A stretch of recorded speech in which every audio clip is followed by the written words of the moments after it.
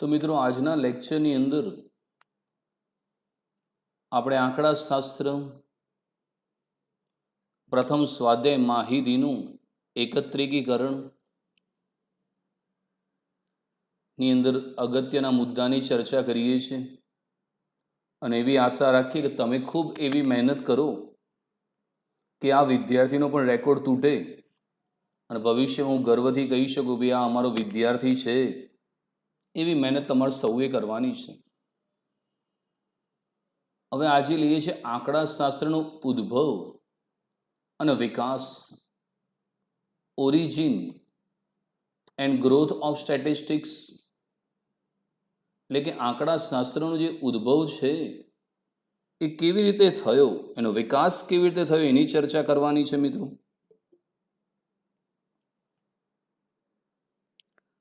આંકડાશાસ્ત્રના ક્ષેત્રે ભારતનું પ્રધાન મૌર્ય સામ્રાજ્ય ઈસવીસન પૂર્વે 321-296 સમયથી મહત્વનું રહ્યું છે તેવી નોંધ મળે છે. મોગલ સમ્રાટ અકબરના શાસન ઈસવીસન 1596-1597 દરમિયાન મોગલ સામ્રાજ્યની વહીવટી અને મુલકી સેવાઓને અનુરૂપ ઉચ્ચ કક્ષાની પ્રસ્થાપિત થયેલ આંકડાશાસ્ત્રીય પદ્ધતિનો ઉલ્લેખ અબુલ ફઝલ રચિત આઈને અકબરીમાં જોવા મળે છે. આ મિત્રો અબુલ ફઝલ છે અને એ જમાનામાં અબુલ ફઝલે માહિતી આપેલી હતી. તો મિત્રો આંકડાશાસ્ત્ર છે એમાં ભારતનું પ્રધાન મૌર્ય સામ્રાજ્ય, ભારતમાં જ્યારે ચંદ્રગુપ્ત મૌર્ય રાજા બન્યું એમ કહેવાય છે કે એના શાસન દરમિયાન ભારત સોને કી ચીડિયા તરીકે ઓળખાતો. મિત્રો ભારતનો એટલો સરસ મજાનો વિકાસ હતો અને એ સમય દરમિયાન પણ આંકડાશાસ્ત્રનો ઉપયોગ થતો હતો. ત્યારે પણ રાજાઓ પ્રજાને લગતી બધી માહિતી એકત્રિત કરતા હતા કે કેટલી પ્રજા ગરીબ છે, કેટલી પ્રજા અશિક્ષિત છે, કેટલી પ્રજા ઝૂંપડામાં રહે છે. એ વખતે પણ આવી આંકડાકીય માહિતી ભેગી કરવામાં આવતી હતી. મુગલ સમ્રાટ અકબર જે હતો એક મહાન શાસક થઈ ગયો, તો એના શાસન દરમિયાન પણ એનું જે સામ્રાજ્ય હતું, એનો વહીવટ હતો, ત્યારે પણ આંકડાશાસ્ત્રીય પદ્ધતિ હતી. એ પણ પોતાનો રેગ્યુલર હિસાબ રાખતો. એની પાસે કેટલા સૈનિકો છે અને દર મહિને વળતર પગાર ચૂકવવો પડતો, લશ્કરનો ખર્ચો, પ્રજાના કલ્યાણ માટેનો ખર્ચો. તો એ વખતે બી એ લોકો આંકડાશાસ્ત્રીય પદ્ધતિનો ઉપયોગ કરતા. અબુલ ફઝલ આ એક જૂનો ભારતનો રાજા થઈ ગયો, સમ્રાટ થઈ ગયો, અને આઈને અકબરીની અંદર પણ આ બધી માહિતી મિત્રો આપી હતી.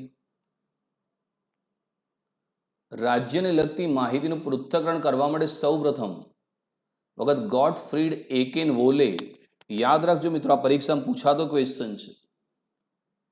1749માં જર્મન શબ્દ સ્ટેટિસ્ટિક્સનો ઉપયોગ થયો હતો.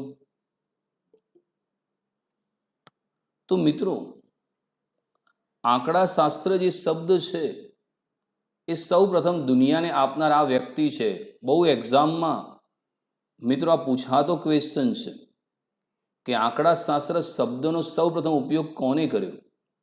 તો મિત્રો જર્મન શબ્દ છે આ, એને ઇંગ્લિશમાં સ્ટેટિસ્ટિક, જેને આજે તમે શોર્ટમાં સ્ટેટ કહો છો, એને સ્ટેટિસ્ટિક.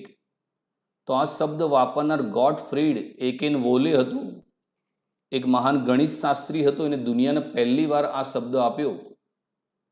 તો પરીક્ષામાં પૂછાય કે ભાઈ આંકડાશાસ્ત્ર શબ્દનો સૌ પ્રથમ ઉપયોગ કોણે કર્યો? તો યાદ રાખજો, ગોટફ્રીડ એકેનવોલે કર્યો હતો 1749માં. આ એકચ્યુઅલી જર્મન શબ્દ છે, સ્ટેટિસ્ટિક. ઈસવીસન 1750 પહેલા આંકડાશાસ્ત્રના પ્રદાન મુખ્યત્વે સ્પષ્ટ સંભાવનાયુક્ત કલ્પનાઓનો ઉપયોગ સિવાયના માહિતી પૃથ્થકરણના દાખલાઓ પર આધારિત હતું. 18મી સદી સુધી આંકડાશાસ્ત્ર શબ્દનો ઉપયોગ રાજ્યો દ્વારા માહિતીને પદ્ધતિસર એકત્રિત કરવા માટે થતો હતો. આંકડાશાસ્ત્રનો ઉલ્લેખ એન્સાઇક્લોપીડિયા બ્રિટાનિકા માં ઈસવીસન 1797માં થયો. સંભાવના શાસ્ત્રના પ્રારંભિક પરિણામો 17મી અને 18મી સદીઓમાં શોધાયા હતા, જેના બે મહારથી હતા. આ પરીક્ષામાં પૂછાતો ક્વેશ્ચન, એક લાપ્લાસ અને બીજો ગૌસ હતા. સૌ પ્રથમ રચાયેલ આંકડાશાસ્ત્રીય સમિતિ રોયલ આંકડાશાસ્ત્રીય સંગઠનની સ્થાપના થઈ ઈસવીસન 1834માં લંડન શહેરમાં થઈ. તો મિત્રો, દુનિયાને સૌ પ્રથમ સ્ટેટિસ્ટિક્સ શબ્દ આપનાર ગોટફ્રીડ એકેન વોલે હતું. એટલે ધીમે ધીમે મિત્રો આંકડાશાસ્ત્રનું પ્રદાન વધતું ગયું. દરેક જે રાજ્ય સરકાર છે, એ દરેક રાજ્ય સરકાર, ગુજરાત સરકાર હોય કે મહારાષ્ટ્ર સરકાર કે દિલ્હી સરકાર, એ આંકડાશાસ્ત્રનો ઉપયોગ માહિતીને એકત્રિત કરવા માટે કરતું. મિત્રો, દરેક રાજ્યની સરકાર પોતાના રાજ્યમાં કેટલી વસ્તી છે એની માહિતી એકત્રિત કરે, પોતાના રાજ્યમાં કેટલી ગરીબી છે, કેટલી બેરોજગારી છે, કેટલો ભૂખમરો છે, એની માહિતી એકત્રિત કરતી. એ માહિતીનું વિશ્લેષણ કરતી, જેથી એ ખબર પડે કે પ્રજાના વિકાસ માટે સરકારે ક્યાં કામ કરવું. આજે તમે વિચારો, આજે 1 થી 8 ધોરણ પ્રાથમિક શિક્ષણ સરકારે મફત કરી દીધું, તો એને કારણે દરેક જગ્યાએ સાક્ષરતાનો દર વધ્યો મિત્રો. બાકી ભારત આઝાદ થયું ત્યારે 18% સાક્ષરતાનો દર હતો મિત્રો. આજે ગુજરાતનો સાક્ષરતાનો 82%, 82% પહોંચી ગયો. અને આ જ રીતે સરકાર મફત શિક્ષણ આપતી જશે તો આવનારા સમયમાં આપણો સાક્ષરતાનો દર 90%ને પણ પાર કરી દેશે. તો દરેક રાજ્ય જે હતા એ માહિતીની પદ્ધતિસર એકત્રિત કરતા હતા. આજે પણ જુઓ, દરેક રાજ્ય સરકાર કોરોનાને લગતી માહિતી એકત્રિત કરે છે કે ભાઈ કયા તાલુકા કે કયા જિલ્લાની અંદર કેટલા કોરોના પેશન્ટ છે, એની માહિતી એકત્રિત કરે છે. અને કેવી રીતે કોરોના છે એ દૂર કરી શકાય એને લગતો અભ્યાસ કરે છે. અને તમે જુઓ, ધીમે ધીમે એને કારણે કોરોના છે એની અંદર ઘટાડો પણ થઈ રહ્યો છે. હવે ટૂંક સમયમાં સરકાર 11મું 12મું ધોરણ ખોલી પણ નાખશે મિત્રો. તો સંભાવના, મિત્રો તમે 10મા ધોરણમાં સંભાવના ભણ્યા હશો. સંભાવના છે એ તમારા 12મા ધોરણમાં પણ ડિટેલ્સમાં આવશે. તમે ભણ્યા હશો કે ભાઈ 2 સિક્કા ઉછાળતા કેટલા પરિણામ મળે છે, કે 2 પાસા ઉછાળતા એના પર સરવાળો 10 મળે એની સંભાવના શોધો. યોગ ઘટના, છેદ ઘટના તમે સંભાવના ભણ્યા હશો. તો એના જે પ્રારંભિક પરિણામો જે 17મી અને 18મી સદીઓમાં શોધાયા હતા, 2 મહારથીના નામ યાદ રાખજો, લાપ્લાસ અને જે ગૌસ નામના વ્યક્તિએ સંભાવનાના સિદ્ધાંતો આપેલા. પરીક્ષામાં પૂછાશે કે ભાઈ સંભાવનાના સિદ્ધાંતો આપનાર કોણ હતા? તો 2 મહારથી લાપ્લાસ અને ગૌસ હતા. સૌ પ્રથમ અંગ્રેજોના શાસનકાળ દરમિયાન રોયલ આંકડાશાસ્ત્રીય સંગઠનની મિત્રો સ્થાપના થઈ હતી. 1834માં લંડન શહેરની અંદર થઈ હતી. આ બધું મિત્રો તમને બેઝિક એક નોલેજ આપી રહ્યો છું. 19મી સદીના અંતમાં અને 20મી સદીની શરૂઆતમાં આંકડાશાસ્ત્રીય આધુનિક પાસાઓની રચના થઈ. ગેલ્ટન અને કાર્લ પિયર્સને ગણિતીય આંકડાશાસ્ત્રનો ઉપયોગ વિજ્ઞાન, ઉદ્યોગ અને રાજકારણમાં કર્યો હતો. તો મિત્રો, આજે કાર્લ પિયર્સન છે મિત્રો, એને ગણિતીય આંકડાશાસ્ત્રના પિતા તરીકે ઓળખવામાં આવે છે. તમારા સ્ટેટિસ્ટિક્સની અંદર જે દાખલાઓ તમે ભણશો એ મોટે ભાગે કાર્લ પિયર્સને આપેલા છે, કારણ કે આંકડાશાસ્ત્રમાં એમનું બહુ મોટું યોગદાન છે મિત્રો. તમે 9મા 10મા ભણ્યા છો, મધ્યક, મધ્યસ્થ, બહુલક, આ બધા માપ આપનાર કાર્લ પિયર્સન હતા મિત્રો. એમને આંકડાશાસ્ત્રનો ઉપયોગ કરેલો હતો. એનો ઉપયોગ વિજ્ઞાન, ઉદ્યોગ અને રાજકારણમાં કર્યો હતો. ગણિતીય આંકડાશાસ્ત્રના રચયિતા કાર્લ પિયર્સન હતા. તેમણે ઇંગ્લેન્ડના ઉચ્ચ કક્ષાની આંકડાકીય પ્રયોગશાળા તથા ઈસવીસન 1911માં લંડન ખાતે યુનિવર્સિટી કોલેજમાં સૌ પ્રથમ યુનિવર્સિટીના આંકડાશાસ્ત્ર વિષયના વિભાગની સ્થાપના કરી હતી. ઈસવીસન 1910 અને 1920ના સમયગાળા દરમિયાન ગોસેટ અને ફિશરે લઘુ નિદર્શ માહિતી માટે આધુનિક આંકડાશાસ્ત્રીય વિજ્ઞાનની રચના કરવાનો પ્રારંભ કરેલો. ફિશરે જીનેટિક્સ, બાયોમેટ્રી, મનોવિજ્ઞાન, શિક્ષણ, ખેતી જેવા જાત જાતના ભિન્ન ક્ષેત્રોમાં આંકડાશાસ્ત્રનો ઉપયોગ કર્યો હતો. તેઓ આંકડાશાસ્ત્રના પિતા તરીકે ખૂબ જાણીતા છે મિત્રો. કાર્લ પિયર્સન એ આંકડાશાસ્ત્રના પિતા કહેવાય છે, ફાધર ઓફ સ્ટેટિસ્ટિક્સ તરીકે ઓળખાય છે. ઈસવીસન 1930 દરમિયાન પિયર્સન અને જે નેમાન દ્વારા સંયુક્ત રીતે થયેલા કાર્યોમાં અગાઉ વિકસિત થયેલી રચનાઓના સુધારણા અને વ્યાપકતા જોવા મળી હતી. ત્યારબાદ ઉત્તરોત્તર આંકડાશાસ્ત્રીય આધુનિક પદ્ધતિનો વિકાસ થયો. આ મિત્રો બેઝિક નોલેજ છે. આ કંઈ પરીક્ષામાં પૂછાતો ક્વેશ્ચન નથી, પણ એક થોડું નોલેજ વાઇઝ ચર્ચા કરીએ છીએ તમારા માટે. તો મિત્રો આજે આંકડાશાસ્ત્ર જે છે એ 19મી અને 20મી સદીની અંદર એની આધુનિક ઢબની જે રચના થઈ એમાં જે કાર્લ પિયર્સન છે એમનો મહત્વનો ફાળો છે મિત્રો. આજે ગાણિતીય આંકડાશાસ્ત્ર છે એના પિતા તરીકે કાર્લ પિયર્સન ઓળખાય છે. અને હવે ધીમે ધીમે આંકડાશાસ્ત્રનો ઉપયોગ ઉદ્યોગ અને રાજકારણમાં બી થઈ રહ્યો છે. કારણ કે હવે દરેક ઉદ્યોગોને એટલી બધી હરીફાઈ છે કે બજારમાં માંગ કેટલી છે, પુરવઠો કેટલો છે, એને લગતી બધી એ લોકો આંકડાકીય માહિતી ભેગી કરવાની કામ કરે છે. કારણ કે દરેક ઉદ્યોગોએ સમયસર કામ કરવું છે. તો એમના હરીફો કેટલા છે, એ કઈ કિંમતે વસ્તુ વેચે છે, એ બધી માહિતી. અને રાજકારણની અંદર પણ તમારે જીતવું હોય તો કઈ જાતિના લોકો છે, ધર્મના લોકો છે, યુવાનો કેટલા છે, વૃદ્ધો કેટલા છે, મહિલાઓ કેટલી છે, એને લગતી માહિતી એકત્રિત કરવી પડે. અને આંકડાશાસ્ત્રીની પણ એક પ્રયોગશાળા લેબોરેટરી 1911માં લંડન ખાતે એની સ્થાપના કરવામાં આવી હતી. અને ધીમે ધીમે આંકડાશાસ્ત્રનો વિકાસ થવા માંડ્યો. અને હવે શિક્ષણ, ખેતી જેવા ક્ષેત્રોમાં પણ આંકડાશાસ્ત્રનો વિકાસ થયો. અને જે કાર્લ પિયર્સન છે એને આંકડાશાસ્ત્રના પિતા તરીકે ઓળખાય છે. હવે ભારતમાં આંકડાશાસ્ત્રનો વિકાસ કોણે કરાવડાયો? ભારતના જાણીતા આંકડાશાસ્ત્રી પીસી. જો મિત્રો આ પરીક્ષામાં પૂછાતો ક્વેશ્ચન આવ્યો, વિકલ્પ છે પીસી મહાલનોબિસ દ્વારા ભારતીય આંકડાશાસ્ત્રીય સંસ્થા ઇન્ડિયન સ્ટેટિસ્ટિકલ ઇન્સ્ટિટ્યૂટની સ્થાપના થઈ. તેમણે ઈસવીસન 1931માં કોલકાતા ખાતે થયેલ અને 1941માં કોલકાતા યુનિવર્સિટીમાં સૌપ્રથમ અનુસ્નાતક કક્ષાએ આંકડાશાસ્ત્ર વિષયની શરૂઆત કરી હતી.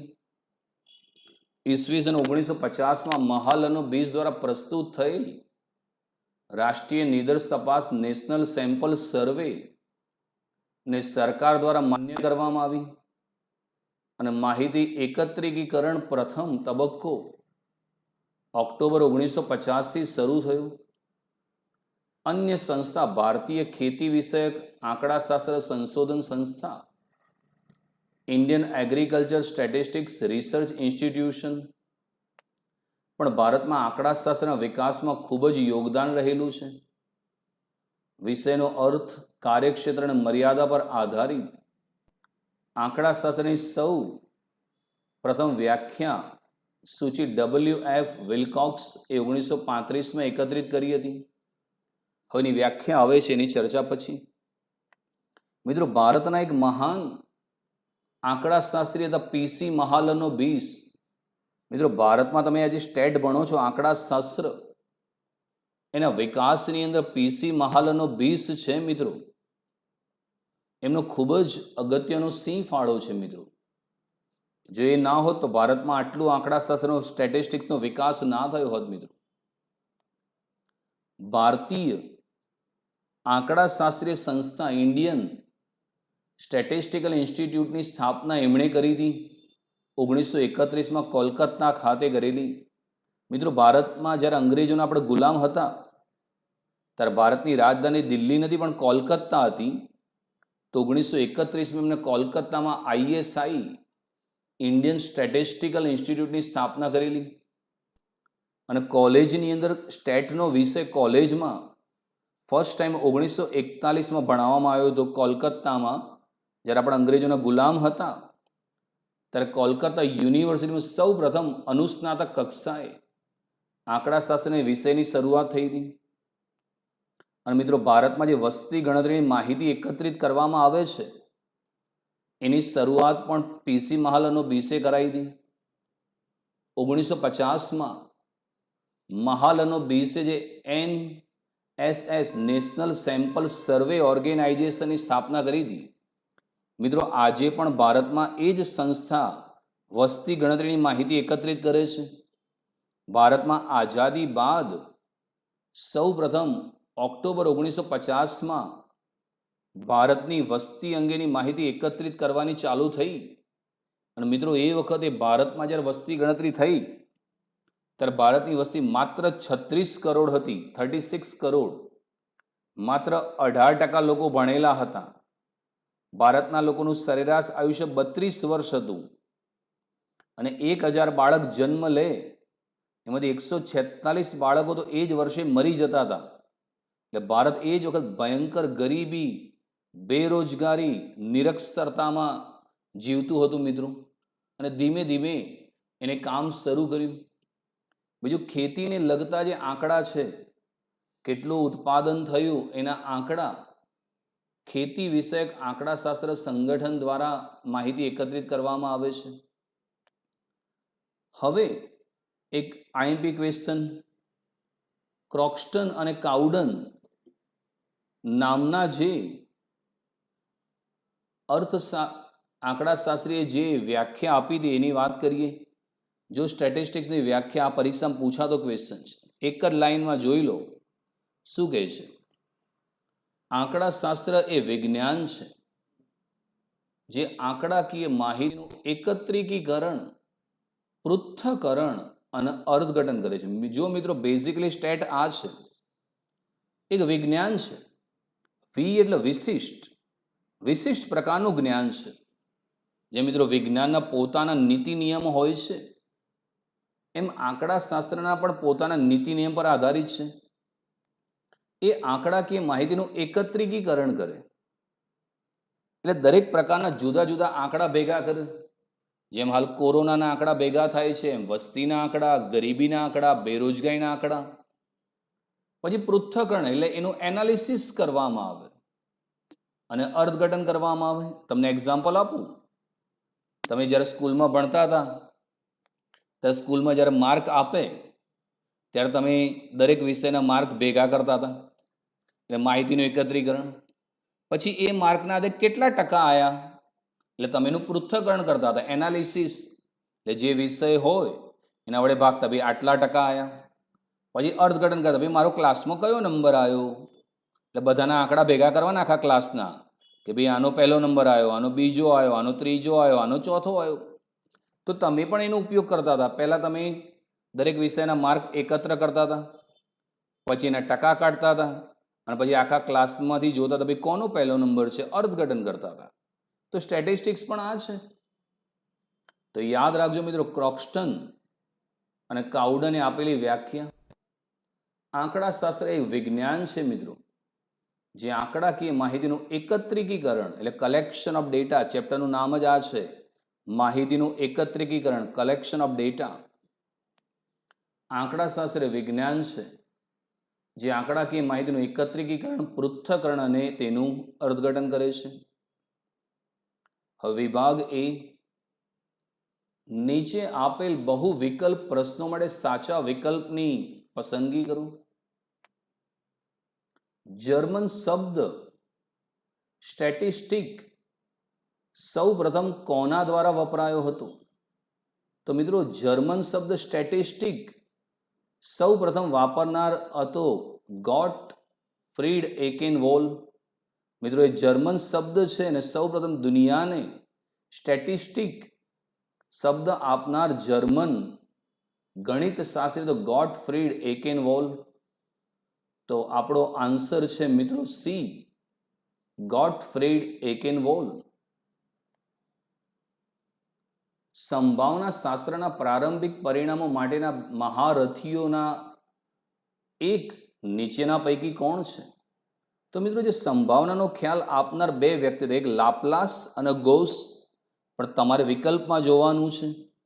તો અહીંયા બી છે લાપ્લાસ. મિત્રો દુનિયાની જે સંભાવના છે એ સંભાવનાના જે પ્રારંભિક પરિણામો છે એનો ખ્યાલ આપનાર બે મહારથી હતા, એક લાપ્લાસ હતો અને બીજો ગૌસ હતો.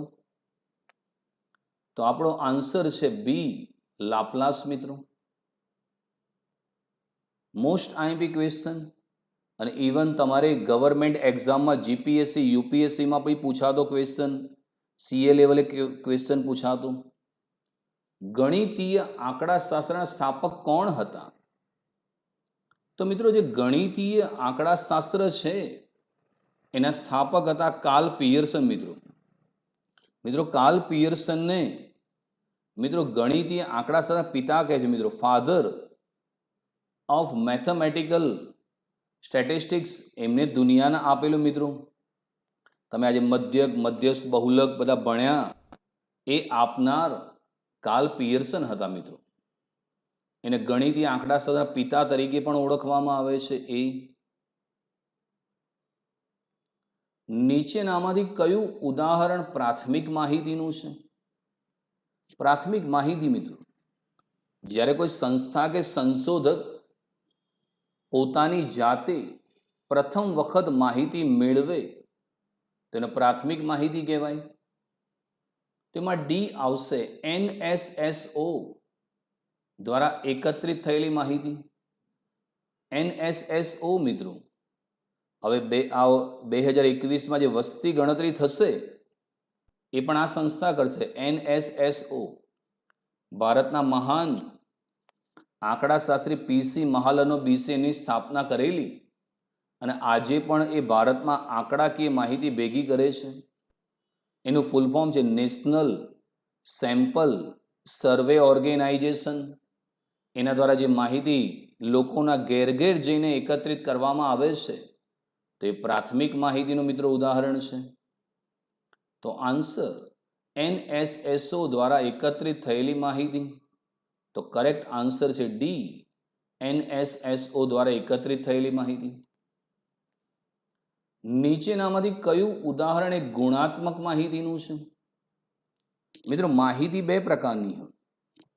જે માહિતી છે એને સંખ્યામાં રજૂ કરી શકાય એ સંખ્યાત્મક માહિતી છે, અને જે માહિતી તમે ગુણધર્મ સ્વરૂપે રજૂ કરો છો તો એ જે માહિતી છે ગુણાત્મક માહિતી છે.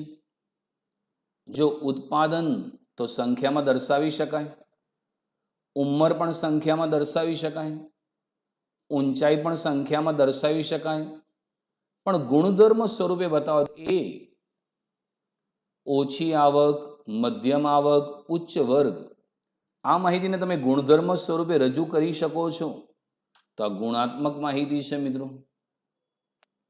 આવક ઓછી, મધ્યમ, ઉચ્ચ આપણે કહીએ છીએ ને કે ભાઈ આની આવક તો ખૂબ વધારે છે, આની આવક ઓછી છે, આની આવક મધ્યમ છે, તો એ ગુણધર્મ સ્વરૂપે રજૂ કરાયેલી માહિતી છે. તો આન્સર છે એ. ગૌણ માહિતી માટે નીચેના પૈકી કયું વિધાન સાચું છે? મિત્રો ગૌણ માહિતી જેને સેકન્ડરી ડેટા કહેવામાં આવે છે, જ્યારે કોઈ અન્ય વ્યક્તિએ એકત્રિત કરેલી માહિતીનો આપણે ઉપયોગ કરીએ મિત્રો ત્યારે એને ગૌણ માહિતી કહેવામાં આવે છે. તો એના માટે કયું વિધાન સાચું છે? તો મિત્રો, ગૌણ માહિતી ગઈકાલ આપણે ચર્ચા કરી હતી કે ગૌણ માહિતીનો તમે જ્યારે પણ ઉપયોગ કરો ત્યારે તમારે કાળજી રાખવી જોઈએ. માહિતી કોણે મેળવી છે, ક્યાંથી મેળવેલી છે, એ તમામ પ્રકારની બાબતોનો તમારે અભ્યાસ કરવો જોઈએ. સરકારે મેળવેલી હોય તો વધુ વિશ્વાસપાત્ર હોય, પણ ખાનગી સંસ્થાએ મેળવેલી હોય તો એ ઓછી વિશ્વાસપાત્ર છે. માહિતી ખૂબ જ જૂની ના હોવી જોઈએ. એમાં વપરાયેલા શબ્દોનો અર્થ તમારે જાણી લેવો જોઈએ. એટલે કાળજી રાખવી પડે. પ્રાથમિક માહિતી કેવી છે કે તમે જાતે મેળવેલી છે એટલે વિશ્વાસપાત્ર હોય, પણ ગૌણ માહિતી એટલે બીજાએ એકત્રિત કરેલી માહિતીનો તમે ઉપયોગ કરો છો. તો બી આવશે મિત્રો. કાળજીપૂર્વક ચકાસણી કર્યા બાદ જ તેનો ઉપયોગમાં લેવી જોઈએ.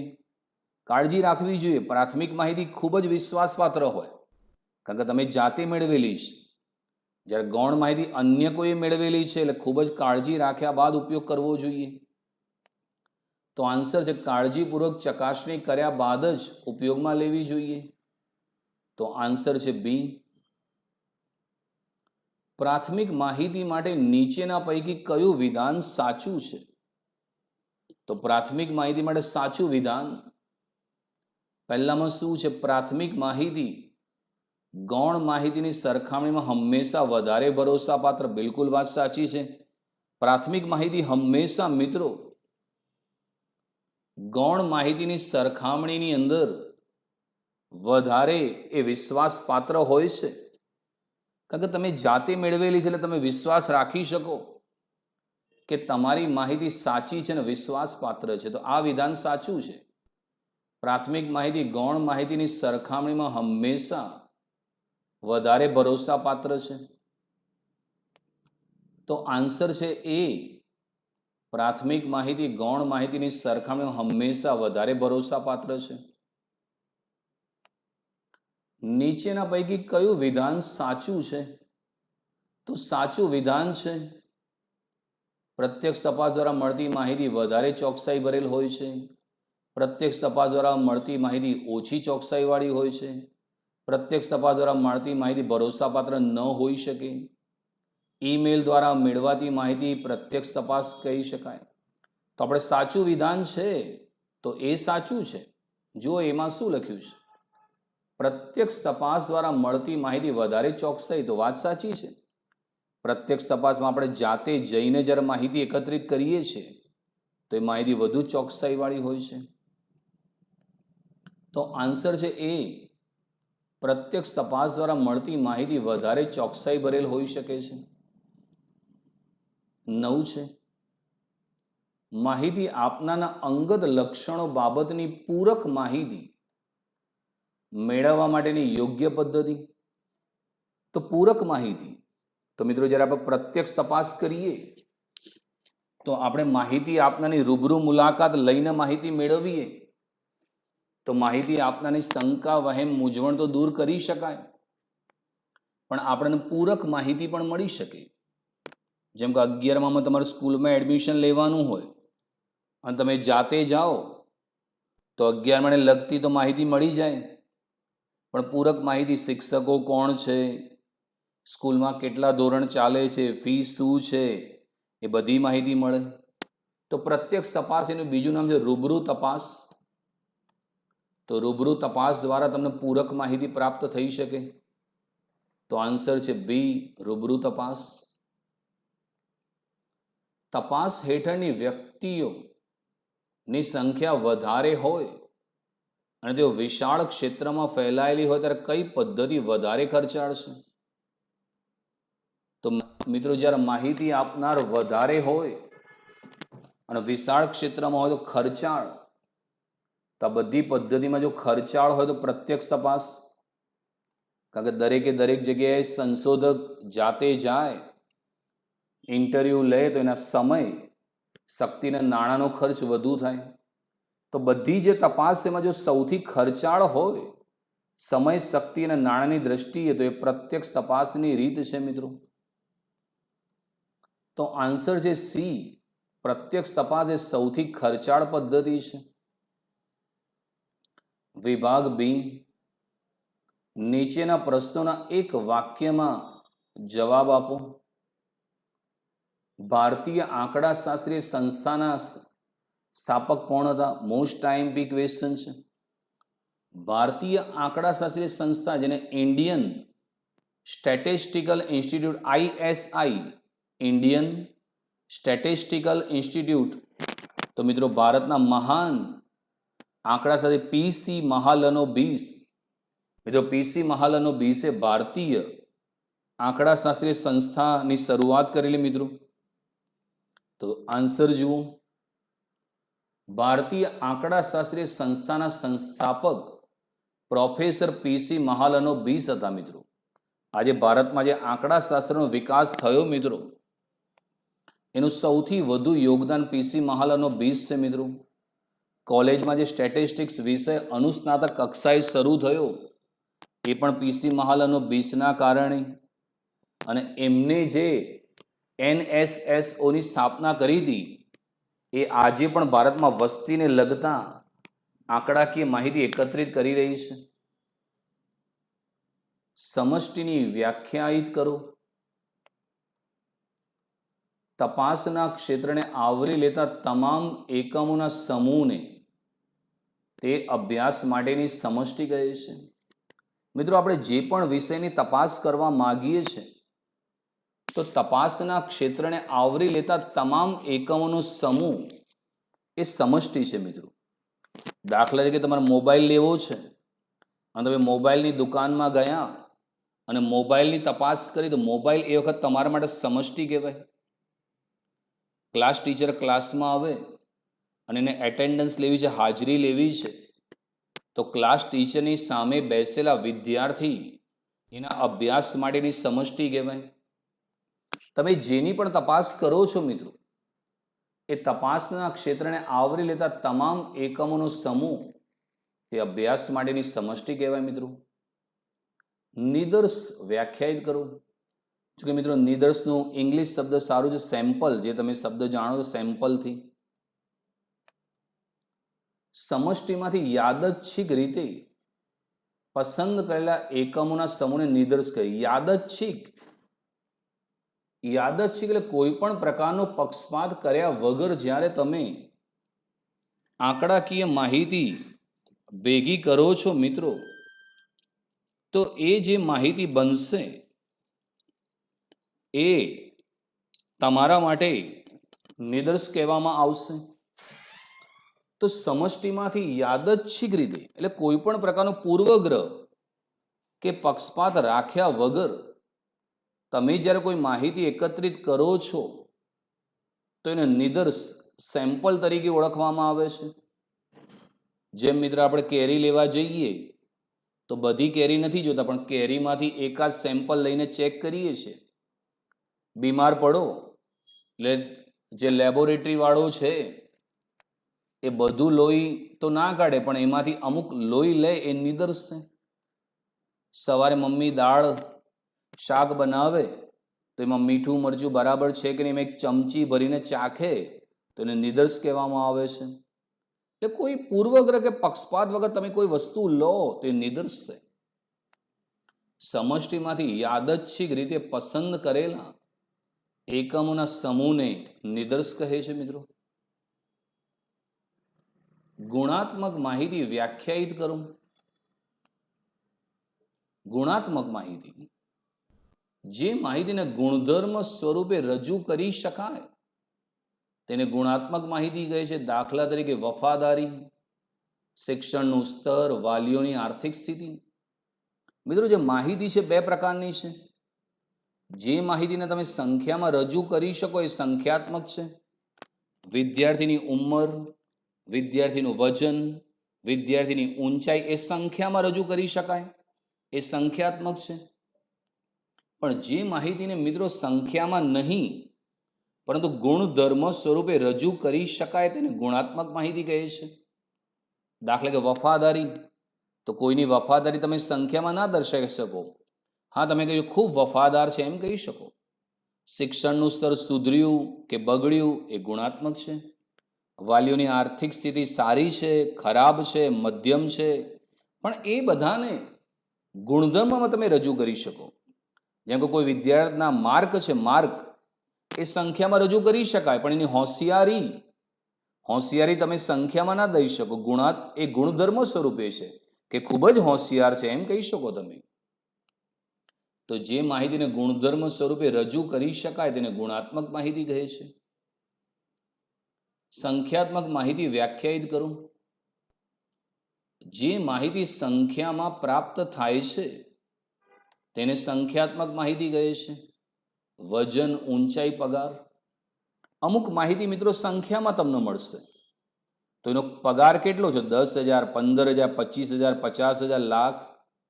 ઊંચાઈ કેટલી છે? 5 ફૂટ 6 ફૂટ, 5 ફૂટ 6 ઇંચ, 5 ફૂટ 7 ઇંચ. વજન કેટલું છે? 45 કિલો, 50 કિલો, 40 કિલો, 100 કિલો. એટલે જે માહિતી સંખ્યામાં પ્રાપ્ત થાય છે તેને સંખ્યાત્મક માહિતી કહેવામાં આવે છે. પ્રાથમિક માહિતી વ્યાખ્યાયિત કરું. કોઈ પણ અધિકૃત સંસ્થા અથવા સંશોધકો દ્વારા સૌ પ્રથમ વખત અસલ સ્વરૂપે માહિતી એકઠી કરાયેલી હોય તેવી માહિતીને પ્રાથમિક માહિતી કહેવાય છે. દાખલા તરીકે NSSO, નેશનલ સેમ્પલ સર્વે ઓર્ગેનાઇઝેશન દ્વારા એકત્રિત કરાયેલી માહિતી. પ્રાથમિક એટલે પ્રાઇમરી ડેટા મિત્રો. જ્યારે મિત્રો કોઈ સંસ્થા અથવા સંશોધક, આ શબ્દ અગત્યનું, સૌ પ્રથમ વખત અસલ સ્વરૂપે માહિતી એકઠી કરે છે તેને પ્રાથમિક માહિતી કહેવાય. એ પ્રથમ વખત મેળવેલી માહિતી છે એ પ્રાથમિક છે. દાખલા તરીકે NSSO છે એ લોકોના ઘેર ઘેર જઈને વસ્તીની માહિતી એકત્રિત કરે છે. એમણે જાતે મેળવી છે, પ્રથમ વખત મેળવી છે, તો એ માહિતી પ્રાથમિક છે. કોઈ પણ અધિકૃત સંસ્થા અથવા સંશોધકો દ્વારા સૌ પ્રથમ વખત અસલ સ્વરૂપે માહિતી એકઠી કરવામાં આવે તો એ માહિતીને પ્રાથમિક માહિતી કહે છે મિત્રો. ગૌણ માહિતી એટલે શું? જ્યારે કોઈ સંસ્થા કે સંશોધક અન્ય કોઈ વ્યક્તિએ એકત્રિત કરેલી માહિતીનો ઉપયોગ કરે ત્યારે તે સંસ્થા કે સંશોધક માટે ગૌણ માહિતી કહેવાય છે. તમે બીજાની એકત્રિત કરેલી માહિતીનો ઉપયોગ કરી રહ્યા છો. જેમ કે તમે ચોપડી વાંચો અને ભારતની વસ્તી જાણવા મળે તો એ ગૌણ માહિતી કહેવાય. કેમ કે તમે જાતે ગણતરી નથી કરી. જેણે જાતે માહિતી મેળવી એના માટે પ્રાથમિક છે. અને બીજાની એકત્રિત કરેલી માહિતીનો ઉપયોગ કરીને ગૌણ કહેવાય. તમે સવારે પેપર વાંચ્યું કે ભાઈ કોરોના પેશન્ટ આટલા, તો એ માહિતી તમે જાતે મેળવવા નથી ગયા, પણ એ ગુજરાત સમાચાર કે સંદેશ કે દિવ્ય ભાસ્કરે જાતે મેળવી છે તો એમના માટે પ્રાથમિક છે. અને જ્યારે તમે એમની માહિતીનો ઉપયોગ કરો તો એ ગૌણ થઈ જાય છે. જ્યારે કોઈ સંસ્થા કે સંશોધક અન્ય કોઈ વ્યક્તિએ એકત્રિત કરેલી માહિતીનો ઉપયોગ કરે ત્યારે તે સંસ્થા કે સંશોધક માટે તે ગૌણ માહિતી કહેવાય. પ્રાથમિક માહિતી એકત્રિત કરવાની રીતો તો મિત્રો 3 પદ્ધતિ દ્વારા પ્રાથમિક માહિતી મેળવી શકાય. 1 પ્રત્યક્ષ તપાસ, 2 પરોક્ષ તપાસ, 3 પ્રશ્નાવલીની રીત. તો પ્રાથમિક માહિતી મેળવવાની 3 રીતો છે. 1 પ્રત્યક્ષ તપાસ દ્વારા મેળવી શકાય, બીજી પરોક્ષ તપાસ દ્વારા અને ત્રીજી પ્રશ્નાવલીની રીત દ્વારા મેળવી શકાય.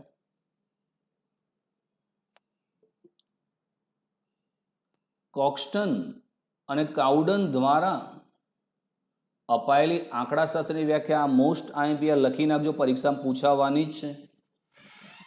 આંકડાશાસ્ત્ર એક એવું વિજ્ઞાન છે જે આંકડાકીય માહિતીનું એકત્રીકરણ, પૃથ્થકરણ અને અર્થઘટન કરે છે. તો મિત્રો આ એક મહાન આંકડાશાસ્ત્રી વિદેશના, ઇન્ડિયાના નથી, એ કોક્સ્ટન અને કાઉડને આંકડાશાસ્ત્રની વ્યાખ્યા આપી હતી. આંકડાશાસ્ત્ર એક એવું વિજ્ઞાન છે. વિજ્ઞાન એટલા માટે કે વિજ્ઞાન એટલે વિશિષ્ટ પ્રકારનું જ્ઞાન.